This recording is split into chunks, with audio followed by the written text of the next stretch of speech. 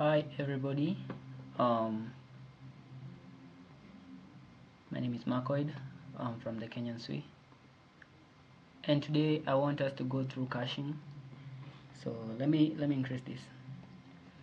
So the reason why I have decided to create this video is that when I was learning how to cache or caching data, it was one of relatively difficult concepts for me to understand, because every tutorial that I went indeed gave me ideas of how we can cache, or small tutorials on how to do caching, but when it came to actually implementing it in a real world application, or an application that was supposed to go to production, it quickly failed. Like, you could see the difficulty in trying to do some things like cache invalidations. How do we do caching for production ready softwares? And so I decided today to create a tutorial that I wish I had when I was learning how to do caching. And so here I have prepared a simple application that all it does is that it can create an item, get all items, and get an item. And this is more or less enough for us to demonstrate what I want to show. And so when you look at this, you can see that here I have implemented a simple in-memory database. You can say it that way, because when I'm creating an item, I'm just pushing an item into this array of items, and when I'm getting an item, I am simulating here. So I'm going to comment this and say simulating delay, database delay. Let's call it database delay. And it's the same with what I'm doing here, like that. And I'm doing this because right now, if I just let it return the data as it is, you won't really see the need of caching, because according to you, you'll think, but it's fast already. But it doesn't happen that way when you're working with real world applications, because most of the times your database is not in memory.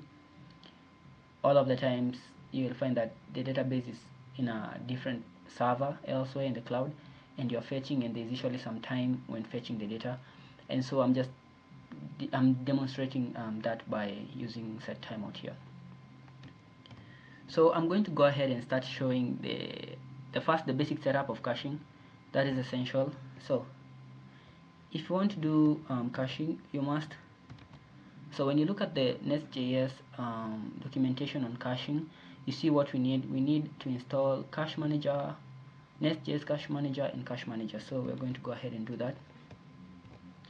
And what did I do here? It's not supposed to be like that. And so we're going to go ahead and do that. Install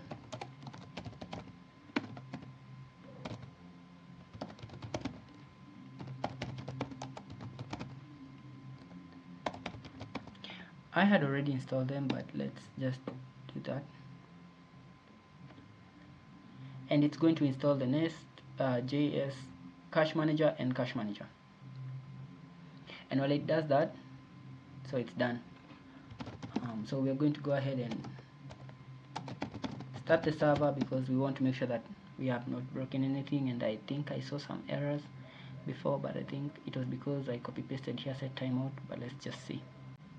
Okay, so no errors, and our app has started successfully.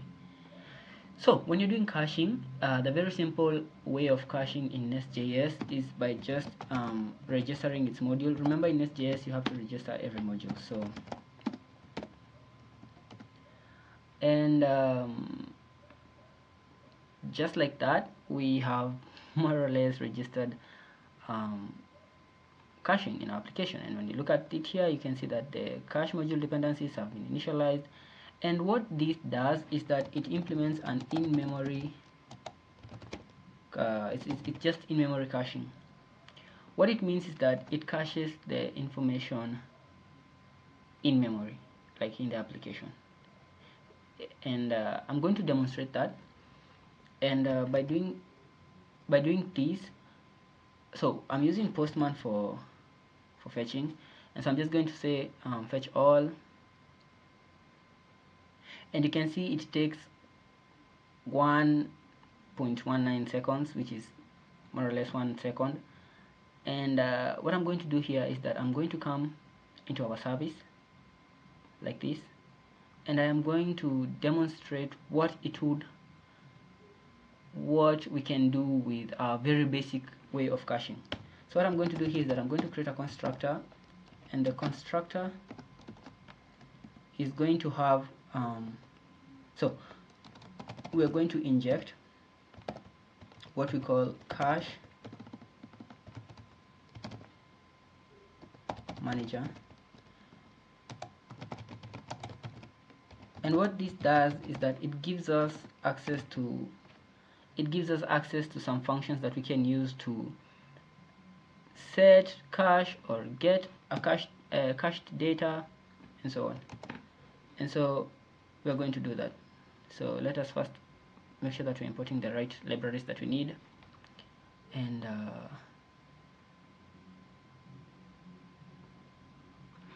let's see what it says that a type reference in a decorator. Let me first name this cache manager because I want it to be named cache manager anyway. It says that I need to state here that it's a type, like that.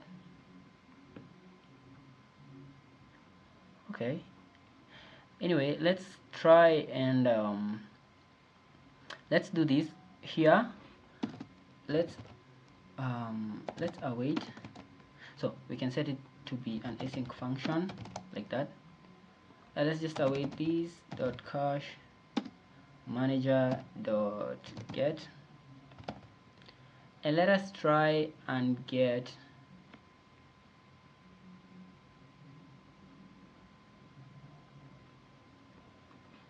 let us first do this. Let's take data like that, and here you have to pass the key like that, and let's just say, let's call it items, all items like that. And we know that we probably for the first fetching we won't have a key called items all in our cached store. And so we're just going to say if there is no data, right, then let's just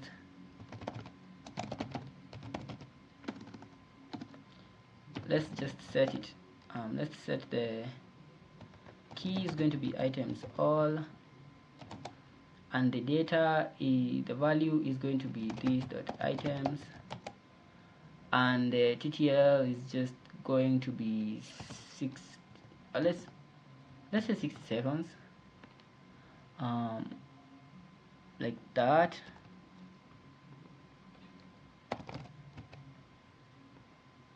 Like that. And what we're going to do, and so if there is the data, so if the data is found, we are going to return data. And then here we are going to, let's do this, let's come here and create a private logger, and it says just new logger, and we're going to name it our items service name, like that. Let's fetch for it. Let's import it here. Comes from the NestJS common. And okay, so we can come here, and so that we know that the item that we're getting is from the cache memory, we're just going to do this .log getting from cache. So now let's use the industry standard thing, which is cache hit, like that, and let's just come here and paste it here and say cache miss, like that. And so what have we done? Okay, so it says here that the cache manager is a provider. Okay, so what we need to do for us to prevent this error from showing is that we need to come here and we're just going to say that we're going to set is global to true. And essentially what this does is that it makes our CacheModule to be accessible anywhere in our application, and we don't need to keep on importing the CacheModule everywhere we are going to use it.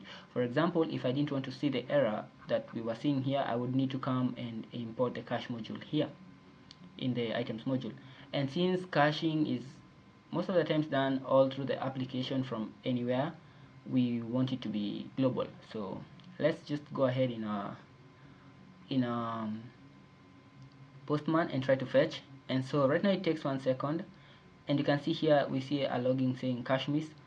But if we try to send again, it takes 31 milliseconds, and you can see it's a cache hit. And so most of the tutorials that I watch, they go ahead and stop it from here. And I guess you can go ahead and use this if you, I don't know, if you're building an MVP or something that is not very serious, and you can say that, yeah, you've implemented caching, right? Yes, but it seems that when you want to scale this and you want to probably use it in 10 different modules, then this part here becomes very redundant, where you have to manage your own caching method or caching system. You have to repeat this logic everywhere, and it feels a bit redundant. And another problem that comes in is when you need to invalidate the cache keys. And I found the hard way. I found out that it becomes very difficult, and I struggled a bit to try and find better ways of doing this. And so I'm going to share that with you. And so one thing I also have to mention is that mostly when you're doing caching, you do not really cache in memory. You cache it into a cloud caching store like Redis. You can use Redis, and most of the times we use Redis. So in this tutorial I'm also going to use Redis because that is the mostly widely used caching database. So for now, let us just try and make this a little better. So instead of doing this, NestJS exposes a very good way of caching things automatically.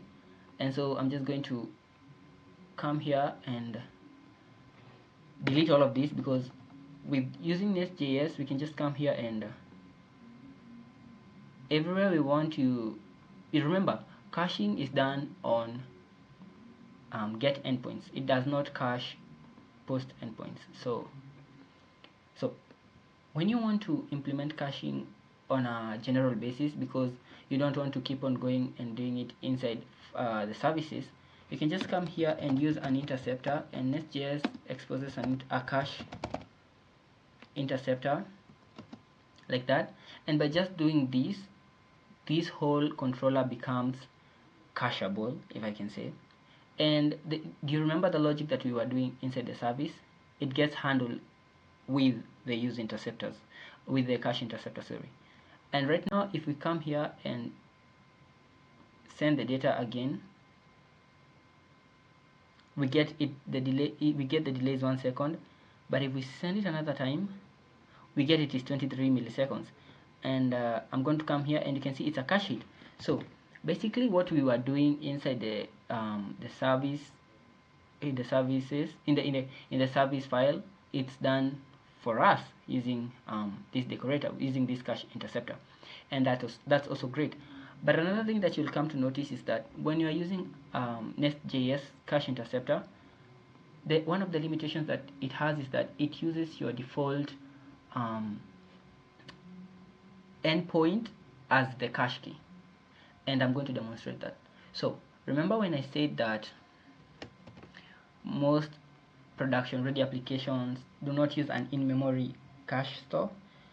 So what you want to do when you are developing your application is that you want to store all the data that you're caching in a Redis database. So right now I'm running a Redis server locally, and it is in this port, and 6379 is the default port to store your cache keys. And so for us to do that, we need to come here, and first of all I'm just going to use a register async. We're going to use register async, and we're going to set up as this global that remains, and then we're going to use factory like that, and it's going to be a function, and inside here we're just going to have stores, not socket address,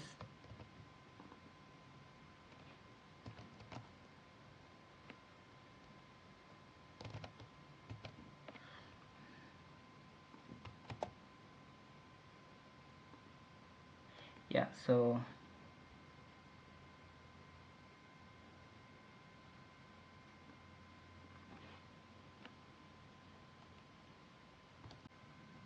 oh yeah, okay, I see. So it needs to be like this, sorry, and then we can set the stores. And for us to start using a Redis store, we need to come here, and when you look at the NestJS documentation on how to set up let's come here to the stores, you can see that we need to install Kiwi and Redis. So let's go ahead and do that here. So let's first stop the server, ping install at Kiwi. I think it's capital, no, it's not capital K. So Kiwi and what's that again? Redis.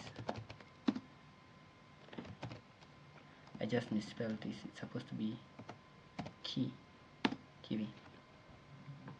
like that. Okay, so that is done. Let's clear the screen. So we need to go and use the new Kiwi Redis, that, and inside here we need to pass a string, which is the 6379, which is basically the endpoint to where your Redis server is, and for us it's the local host at port 6379. And and basically that's it. Another thing we need to do is we need to set the total time to live, which I'm going to set it at 60,000, and remember it's in milliseconds, like that. And we're going to start the server just to make sure that we have everything working correctly. And when that application has started, let's just come here and fetch all the data again, which is a cache miss, and then fetch the data again, which is a cache hit. And when we come here in our Redis server, we can see that the data has been cached successfully. And I want you to notice something here. You can see that this is the endpoint to where we were sending the data, and this is how NestJS handles cache keys. It just uses the default for NestJS is just using the endpoint that has been used to fetch the data that you are trying to cache. And in this tutorial we are going to more or less have a better way of doing this. And so I realized that sometimes you would normally not do this manually here, and probably you'd have a .env file here where you have your Redis, URL stored here as Redis localhost 6379, like that. And so to show you how you would be able to do that, here, is that we would come here and we would make this an async function where we would have a config service like that, which is comes from the config service. And what we would do is that we would also make sure that it's part of the imports here, imports like that, and it's part of the imports config service. And let's just make sure that we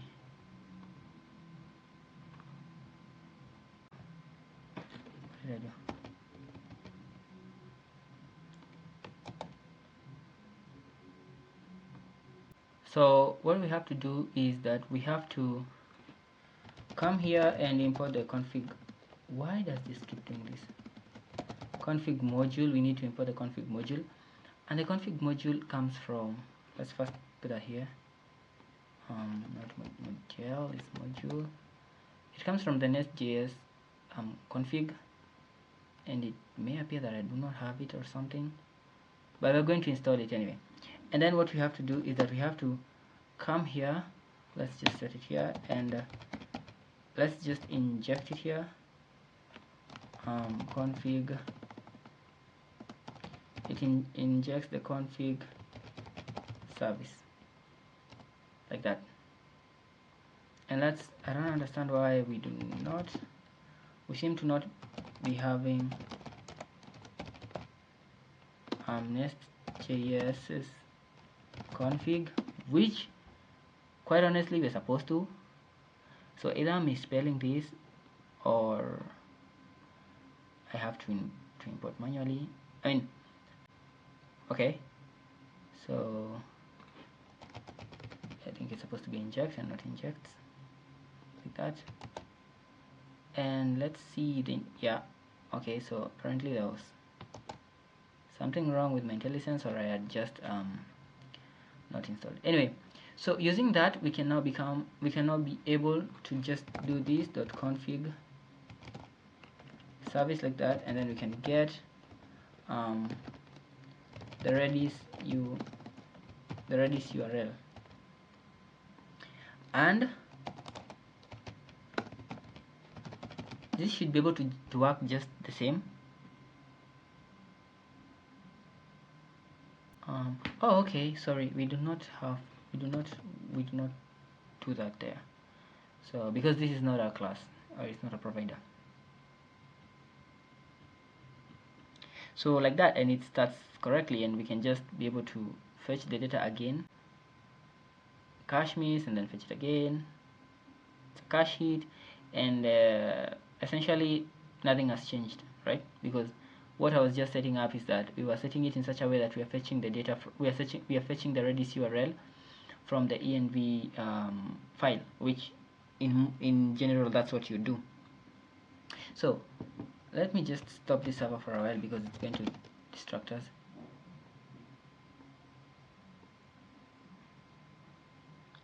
So a better setup for caching, when you use this interceptor, it works fine, and in most cases it will serve your purpose. But what I'd like to do is that I like to create a separate folder, not there, inside source, and I'll call it utils because it's going to be more or less helping us with caching. So we're going to create a cache folder here, and I'm going to create a cache decorator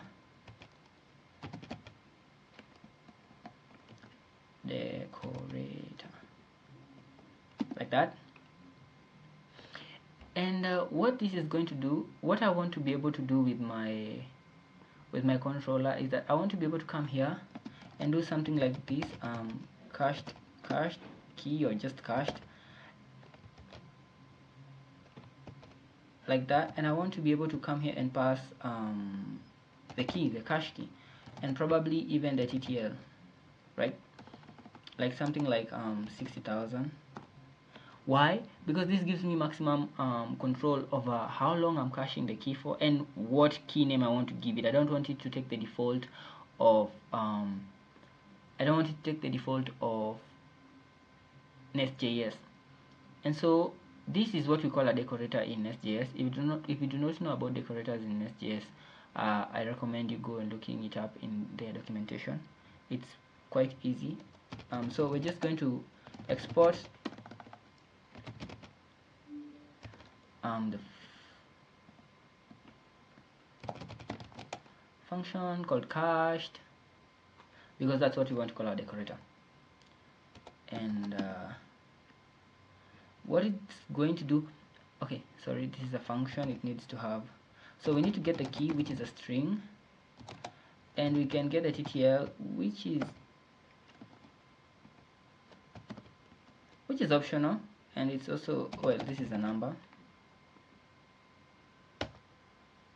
and it's optional.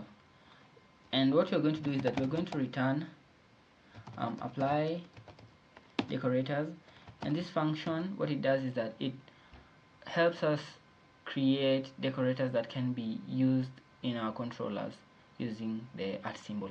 And so what we're going to do is that we're going to set no, not set immediate, we're going to set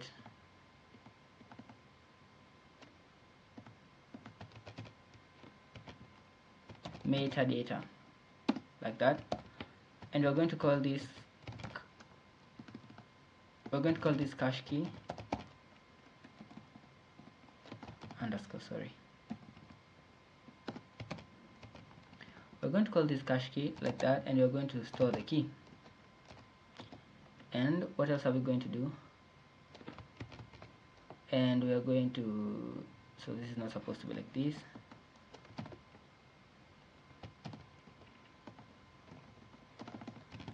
TTL, and here we will do TTL, or we are just going to use a default of 60,000, like that. So like that, and just like that, we've created a custom decorator, or rather a decorator, and we can come here and import it like that. And basically that's what, oh, and this is very important mistake I have made here. If you do not cache post endpoints, we normally cache get endpoints. And one other thing I want to do here is that instead of using this here, we are going to implement it in such a way that it just gets used inside here. So we're just going to say use interceptor, use interceptors, and we can just, for now, we are going to use the CacheInterceptor like that. And by doing so, we currently do not need to do this here anymore. And for now, this will work, but the key won't still be what we want. It will set this as the key, and this is not what we want. It won't, actually right now it won't set this as the key, because what we've just done here is that we just more or less use the same interceptor that is going to use NestJS default interceptor. We're just preparing for what we're going to do next. Another thing I like to do here is that I come and create a cache. So let's call it CacheInterceptor.ts, and what I do here is that I create my own custom interceptor, my own custom CacheInterceptor, which is similar to NestJS's CacheInterceptor, but what mine does different is that I am able to use my own keys, and I am able to sort of be in control of my own caching, which seems like a lot of work, but it really helps you later when you're trying to invalidate the data. So we're going to do that right now. And what we are going to do is that we're going to create a class that is called custom CacheInter. That's a very long word, but we do not want to have naming issues, because if I just call it CacheInterceptor, it's going to conflict with the one from Nest. And this one sort of implements NestInterceptor like that. And for it to implement it correctly, we have to, there's a method called intercept like that.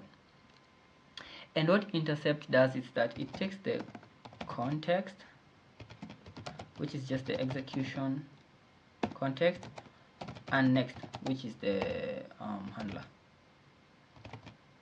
that the call handler. And so right now, before we forget, we need to return next.handle like that. And what we are going to do here is that we are going to pipe it like that. It's an observable. And then what we want to do is that we want to tap.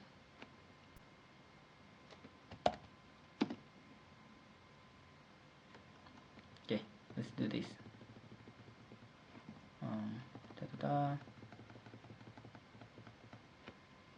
And it's just going to be a function like that. And then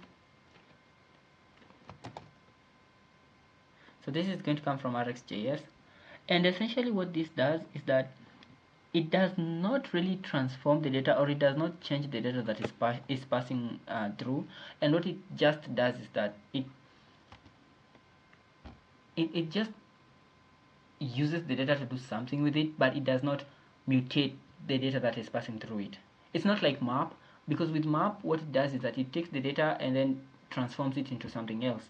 But with tab, it just takes the data, probably just log it or do something with it, but does not really mutate the data.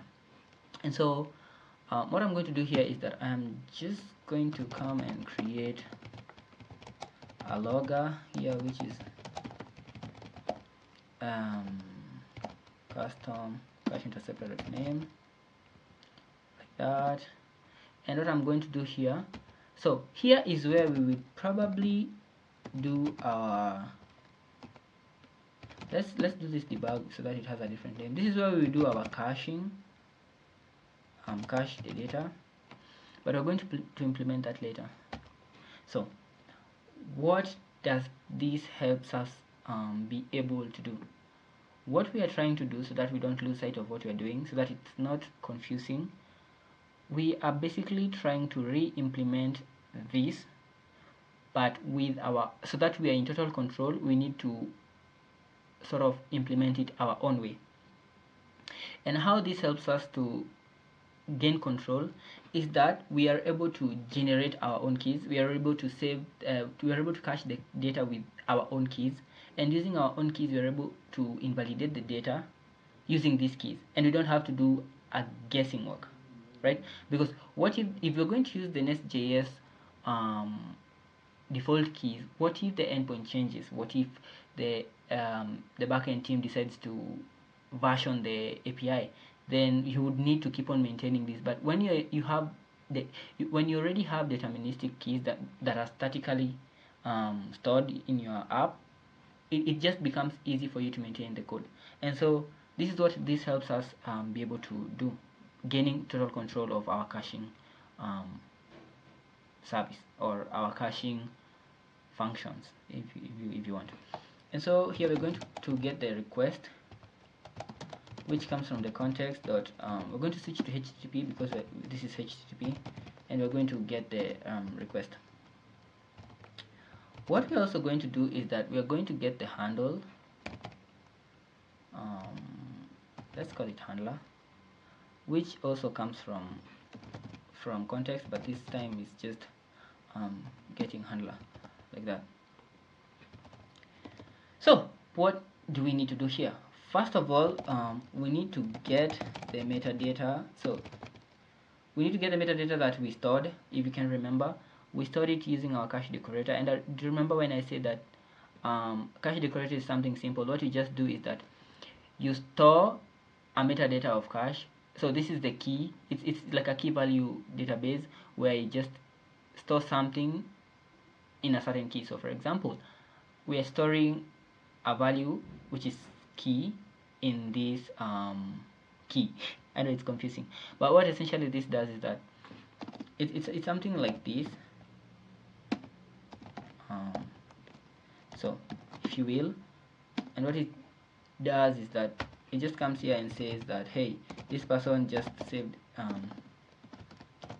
a key called cache key whose value is key. Basically that's what setting metadata means. And so with this we can just come in our CacheInterceptor, and to get the metadata we just need to do something like so we're going to get the base key, let's call it the base key. And what this does is that it gets the base key. So we're going to use reflect like that, dot what dot get. Oh, I see, it's not supposed to be reflect, it's reflect. That's why I'm wondering why it's not getting the like that. And here we can be able to get the metadata that we want, and we want cache key, and then we're going to pass the handler like that, and we're just going to duplicate this twice. and this time we're going to get the total time to live, like that, and this is just going to be the TTL. And with this we can be able to,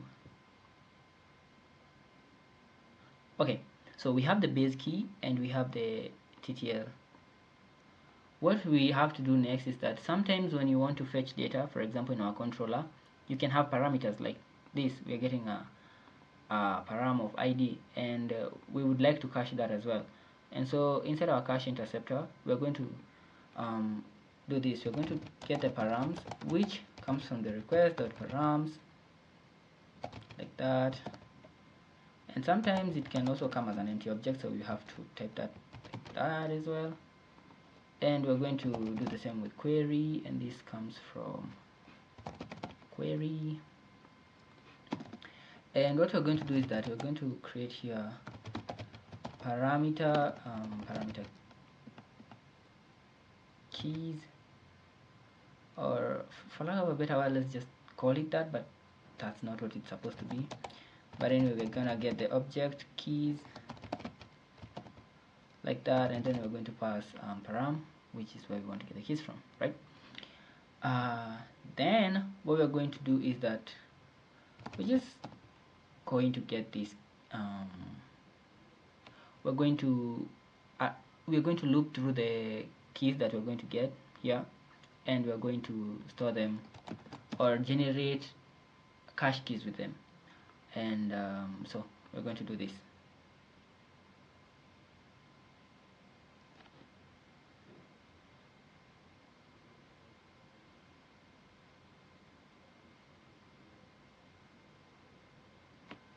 Actually, instead of using a loop, we can, I think I've just remember that this is JavaScript.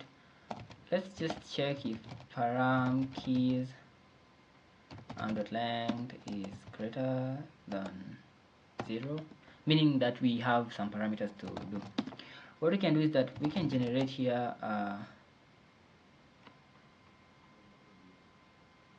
okay, let's first go ahead and create a final key variable, which is just going to be the base key for now, but we are going to extend it later.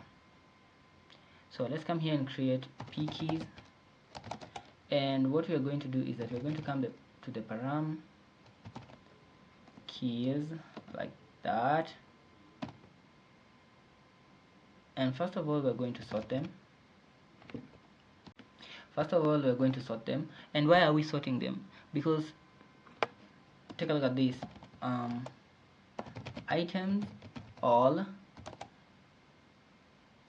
and all items, they are probably all the same endpoints, and without sorting the data, we might duplicate the data that we're saving into the Redis, and we do not want that. So we have to sort the parameters. And what else do we need to do? We can also map them, and we're going to map it in such a way that we're getting the key, and with the key, let's do this. Let's so actually, or not actually, let's just set the key. And what else can we do?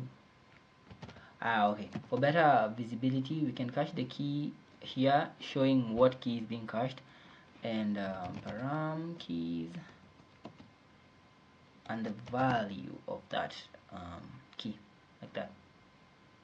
And then let's go ahead and join this.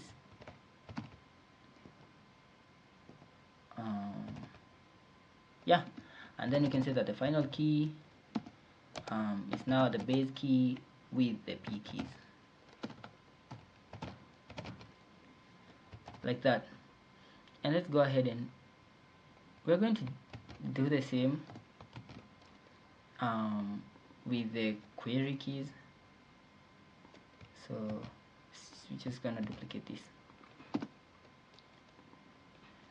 and okay, so that we're going to say query keys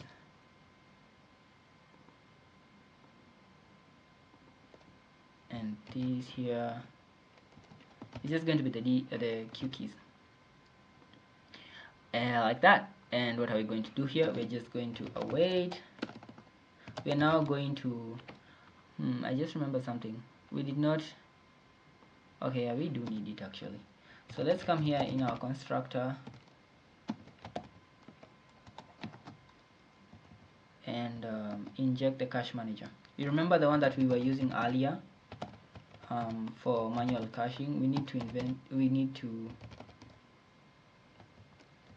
inject it here so that we can use it in our manual caching.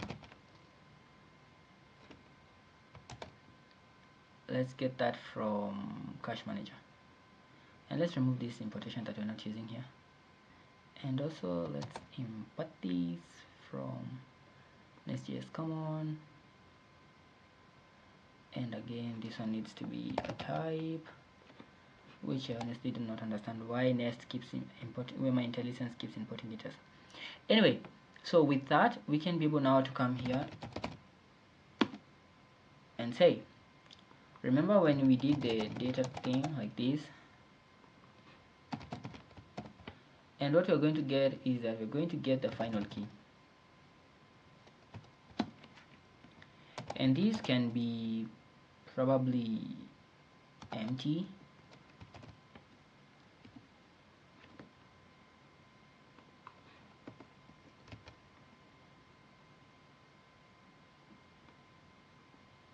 okay, so this needs to be an async function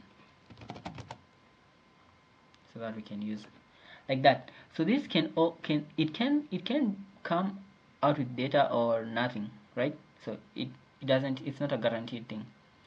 And let's put it as an empty object. Let's not assume it's always going to be an array.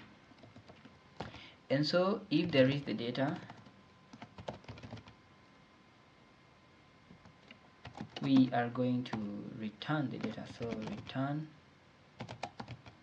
let's use off, because off streams the data, which is come from RxJS, and we can return the data. And actually let's do this, let's use the logger debug, and let's just say cache hit like that. And so if the data is a cache hit, we are going to return it. If it's a cache miss, we are going now to do it inside here. And this is why I was saying that tab doesn't really mutate the data, or it doesn't change the data, but it sort of does something with the data. And so here we're just going to, let's use an async function because we're going to use the cache manager, and here we're going to pass in the data as the parameter. And so here we're just going to say it's a cache miss, and so let's go ahead and cache the data, and let's say await.cache manager.set, and we are going to set the final key like that, and the value is going to be the data, and the TTL is going to be the TTL that we just did back there, like that. And with that, I don't think I see anywhere we haven't. Why does this look like this? It says it's never read. Oh, that was we almost lost that one. We would have gotten some bugs that we didn't know how to fix. I think it's okay right now. So what you're going to do is that we just, oh, okay, so we need to come here and you remember in our cache decorator where we used the CacheInterceptor. Now right now we're going to use our own custom CacheInterceptor.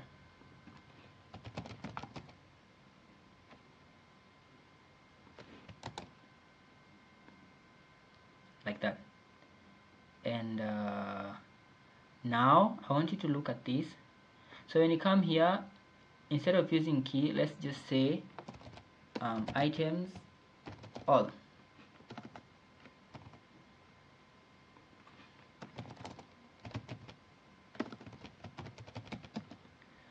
Let's start the server and see.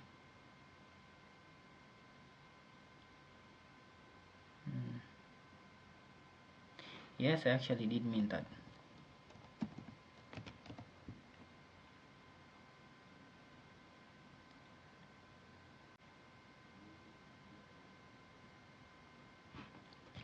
And let's just come here and try and do that again. So okay, there's an error in our code. Let's see. So request params is not a function. Did I just use it as a function?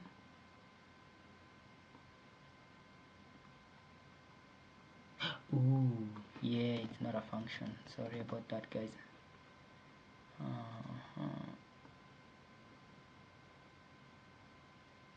But that did demonstrate something. If you are paying attention, it demonstrated that our cache, our own custom cache interceptor is working. Because if it was not working, we wouldn't have been able to see that error.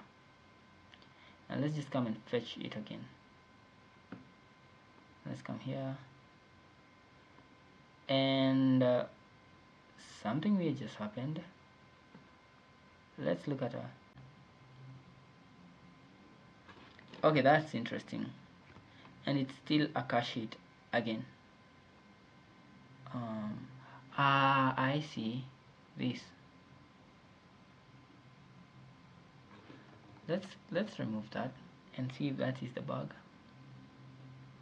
So before I thought it's because of the fact that we did not, but then again that didn't make sense. So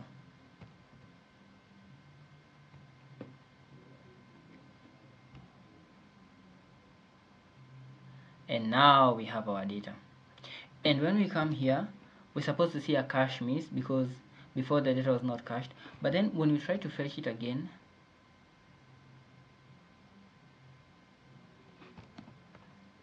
it's still a cache miss.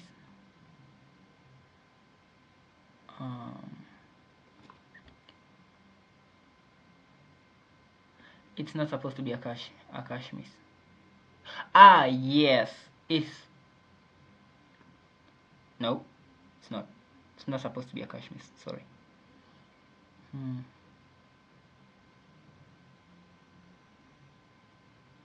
So I guess we will try and do that again. I don't understand what's happening here.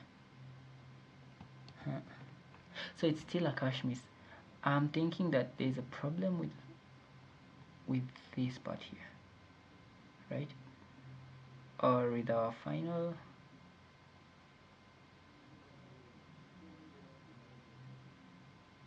Or with this part here where we're trying to get the metadata.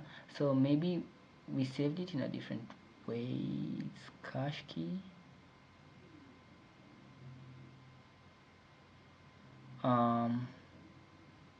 which is cache key, like that.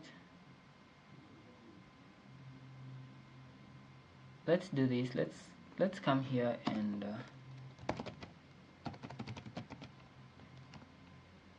the debug base key, and then we're gonna log the final key. Let's see if that gives us a clue of why our key is always not cached. Let's send that. Okay, and it's items all, still a cache miss.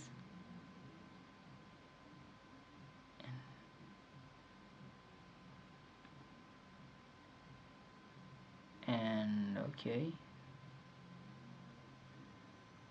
and what about now? Still a cache miss, obviously. Okay, that's an interesting bug.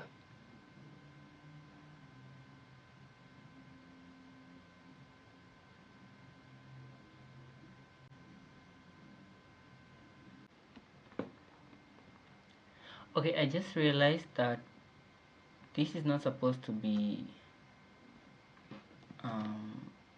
it's not supposed to be a string. It's supposed to be like this. It's a cache manager fetched from NestJS.cacheManager.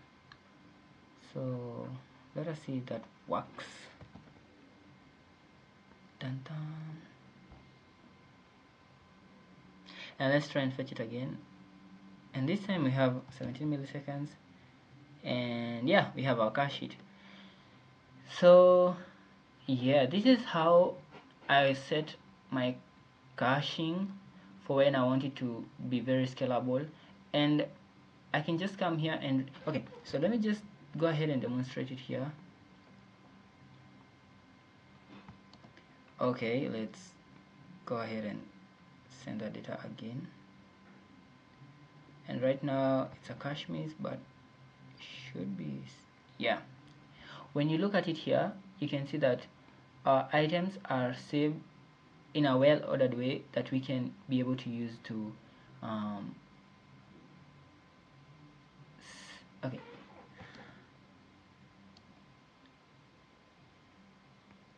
I see. I set the cache to 6,000 instead of 60,000, which expires pretty quickly.